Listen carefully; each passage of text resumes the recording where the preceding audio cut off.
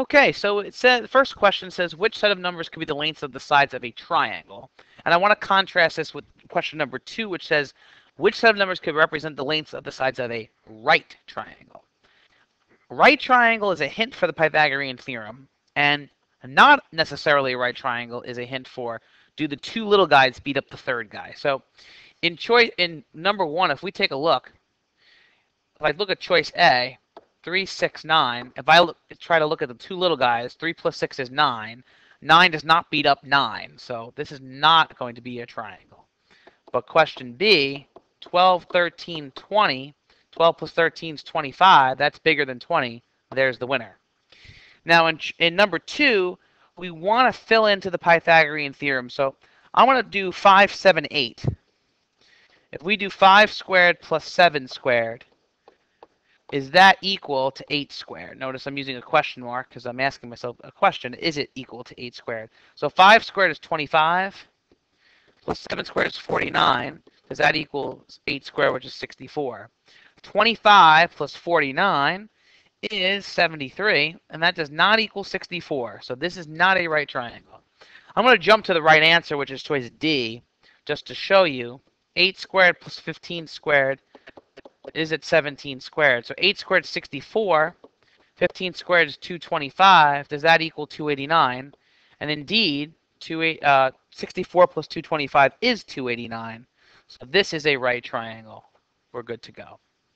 All right, number 3, it says, if the altitude drawn to the hypotenuse of a right triangle is length 10. So we have a right triangle, altitude drawn. Here it is, and it's 10. The lengths of the segments of the hypotenuse may be. Segments of the hypotenuse are a fancy word for the projections, or just another way to say projections. And we don't have any information about the projections. So I'm just going to represent one projection as a box and represent the other as a circle.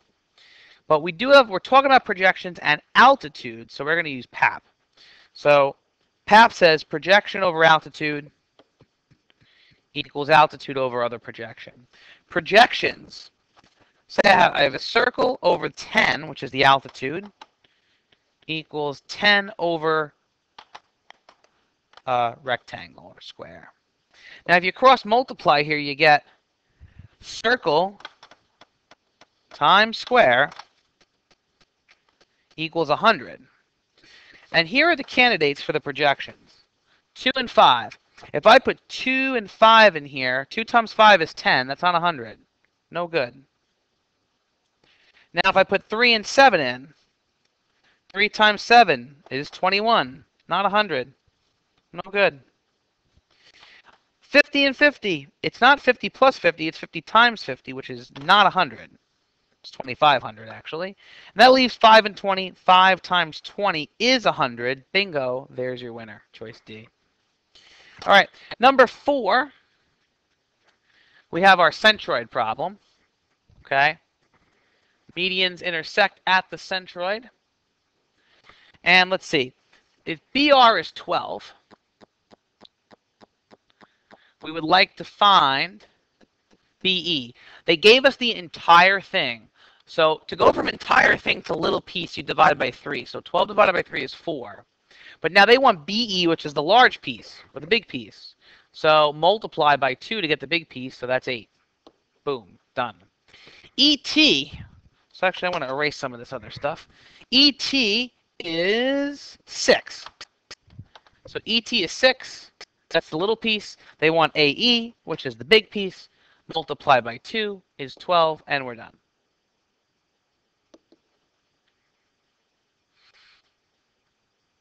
Now they say if CE is 4x minus 6, so here's CE, 4x minus 6, and then they give us ES is x plus 4, they want us to find CS. So if you take a look, x plus 4 is the little piece. The little piece and the big piece obviously are not equal, but the relationship is that if I take the little piece and multiply by 2, I will get the big piece. So I'm going to take the little piece, multiply it by 2, and that will equal the big piece. And then we get an equation here. So we get 2x plus 8 is 4x plus 6. We get 8 is 2x plus 6. 4 is 2x. Okay, I'm doing something wrong here. Oh, sorry. Scratch that. Reverse it. So this, sorry. Let's do this again. My bad. It's a long day. All right, so we have 2 times x plus 4 is 4x minus 6. That's better. And now we get 8 is equal to 2x minus 6. Add 6 over. 14 is 2x. Dividing by 2, and x is 7. That's fine and dandy, but we need to plug back in and figure out what they asked us for. They asked us for CS. So CS goes from, okay, that's being pesky. CS goes from here to here. So we want a whole segment. So we can do a few things. If I plug in x plus 4, we would get 7 plus 4 is 11. And then I could directly multiply that by 2 to get 22 for the big piece. Add up 11 and 22 and get 33 total. All right, number 5. It says find in simplest radical form the length of a side of the square whose diagonal is 12. So first we must draw a square. 2 facts about a square. 1, you have a right angle, or everywhere you have a right angle. And 2, all the sides are equal. We want to find the length of the side of the square whose diagonal is 12. So there's the diagonal. And we want to find the length of the side of the square. So if I call that x, notice this is also an x as well. And also notice we get a right triangle. So it turns out we can use the Pythagorean theorem here. So a squared plus b squared equals c squared. My legs are both x, and the hypotenuse is 12. So we get x squared plus x squared algebraically. This is 2x squared. We get 2x squared equals 12 squared is 144. Dividing by 2, x squared is 72. The opposite of squaring, or to undo a square, when you just have x squared and a number, we can take the square root of both sides, and we get x is square root of 72, which can break down. So the biggest perfect square that divides into 72 is 36. Square root of 36 is 6, and 6 radical 2 is the answer. Moving on, problem 6. In triangle ABC, it says if AB is 14 and BC is 9, AC may be equal to. I was a little frightened in class because some of you are trying to use the Pythagorean theorem for this question, and there's no mention of a right triangle. So the Pythagorean theorem is out.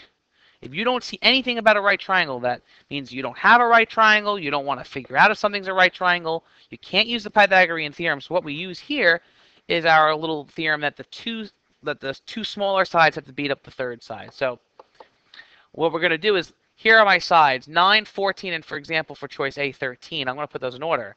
9, 13, 14. The two little guys add up to 22. That's bigger than 14. This works. Just as an example of one that doesn't work, I'll do choice C. If we put our sides in order, it would be 9, 14, 25. 9 plus 14 is 23. They don't beat up the big guy, so that's not a triangle. Answer is choice A. All right, number 7. In triangle ABC, measure of angle A is 3x, measure of angle B is 4x minus 19, and the measure of angle C is 3x minus 1. And they're asking us which statement is true. I don't know anything about this triangle, but I do know that 3 angles in a triangle add up to 180 degrees. So we have 3x plus 4x minus 19 plus 3x minus 1 equals 180. So 3x plus 4x plus 3x is 10x. Minus 20 is 180. Add 20. 10x is 200. Divide by 10. And x is 20. So if x is 20, we can figure out all the angles. 3x is 60. 4x is 80 minus 19 is 61. And 3 times 20 is 60. Minus 1 is 59. So this is not an obtuse triangle. None of the angles are above 90. It's not isosceles. None of the angles are equal. And now we're looking to see which one's the longest side. So across from 61, across from angle B, is side AC. So AC is the longest in the triangle. Number 8. The lengths of the legs of a right triangle are 5 and 7, and they want us to find the hypotenuse. They mentioned right triangle. We want to find the hypotenuse. Pythagorean theorem time. So we have 5 squared plus 7 squared is equal to c squared. 5 squared is 25. 7 squared is 49. This equals c squared. 25 plus 49 is 74. Taking the square root on both sides, we get c squared of 74, which a lot of you were very concerned about trying to simplify. So two things. One, choice C is there. Our answer is there as a choice. So that from that point of view, you're done. The other point of view is the only factors of 74 are 2 and 37. Let's examine those for a minute. 2 is prime, and so is 37. That means that radical 74 is not going to be able to be simplified no matter what we do. So that can be left in a radical just like that. Number 9. In the accompanying figure, we have A, B, and C represents the sides of a right triangle. Segments to the hypotenuse are drawn, blah, blah, blah. We have a right triangle. We have an altitude, so we can use help and PAP. Labeling the parts, A is a leg, B is a leg, C is the hypotenuse, X and Y are projections, and H is the altitude. So let's see. Choice A, we have to figure out what it's saying. X is a projection, so P. Over altitude equals altitude over the other projection. So that's PAP, direct right off. There's your answer. Analyzing the other choices, B squared equals X squared plus Y squared. Well, that's the Pythagorean theorem, but X and Y are in totally different triangles. They're in totally different right triangles. That's bogus. H over X, let's see. H turns out to be the altitude, so we're off to a bad start here. X is a projection. Repeat the same projection and divide by the other projection. So this is no good. And D, X is a projection. A in our case is a leg. Equals the same leg over the other projection. That's poop. We didn't learn that either. So choice A is correct. Number 10. Which set of numbers cannot represent the lengths of the sides of a triangle? I can't tell you how many times we had to go over the word not. People were getting this wrong because you didn't see the word not. For those of you who get that wrong, please underline the word not in the question. We want which one doesn't work.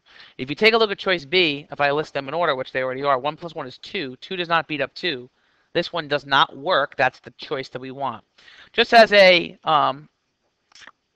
note, if you type in square root of 3 in your calculator in choice D, you get about 1.73.